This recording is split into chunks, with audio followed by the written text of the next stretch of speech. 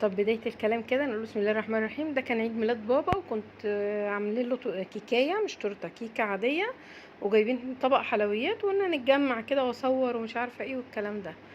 فبصراحه انا ما صورتش، يعني انا ما بعرفش في التجمعات ان انا اقعد اصور واعمل بحب اتبسط بالقعده اللي انا قاعداها. فكنت عند مرات اخويا، قلت اعمل الكيكه عندها.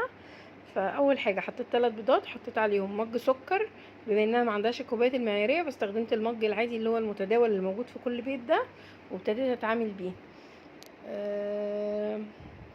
حطيت مج سكر، وهحط مج زيت. تمام. طبعا لو في سمنه هتحطي سمنه على زيت، بس احنا عملتها خفيفه وسريعه، وده اللي كان قدامي يعني. فحطينا مج زيت، وهحط مجين ونص دقيق، دول طبعا عيرتهم قبل ما ابل المج باي حاجه، ومج لبن. خلاص. وحط طبعا فانيليا مع البيض والسكر، يعني مج سكر ضربته مع البيض شويه والفانيليا، وبعد كده حطيت عليه مج زيت ومج لبن. طبعا في الخلاط برضو عادي ممكن تعملي الموضوع ده، بس انا لقيت الاسهل ليا ان انا اشتغل بالمضرب على طول، عشان ما اقعدش اوسخ لها الخلاط واوسخ لها الحاجات بقى، وانتوا عارفين بقى الجو ده. فهنا كده، ده كده المج اللي هو اللبن. هي طبعا اللي كانت بتصورني مرات اخويا، احتلينا المطبخ بتاعها.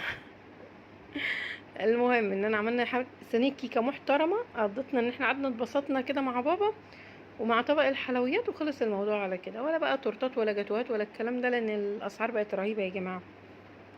المهم ان انا احط باكو بيكنج باودر على 2.5 كوباية دقيق. طبعا نخلت الدقيق كويس، وهبتدي بقى اشتغل بالمضرب.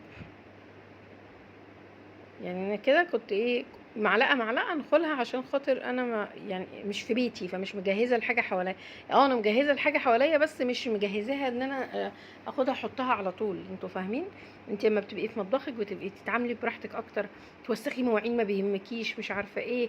لكن انت عند حد ما مش هينفع طبعا انت تقعدي توسخي لها كميه مواعين كتيره. كفايه السلطانيه والمضرب واليد بتاع المضرب اللي بالكهرباء، والكوبايه، خلص الموضوع يعني، والصينيه طبعا. فالمهم ان انا عشان ما كنتش حابه ان انا اوسخ مواعين كتير، فكنت بتعامل ايه، واحده واحده كده. هنا كده دي السمكه بتاعت الكيكه. هبتدي بقى احطها في الصينيه، ادخلها الفرن واطلعها جميله بجد.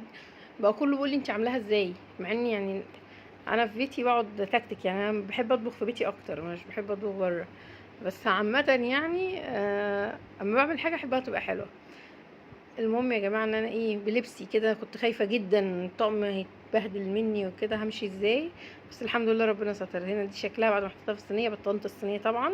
وانا عامله لكم كيكه العاديه دي قبل كده، بس حبيت احتفظ بالفيديو ده للذكرى يعني. طلعت الكيكه، ودي طبق الحلويات ودمته.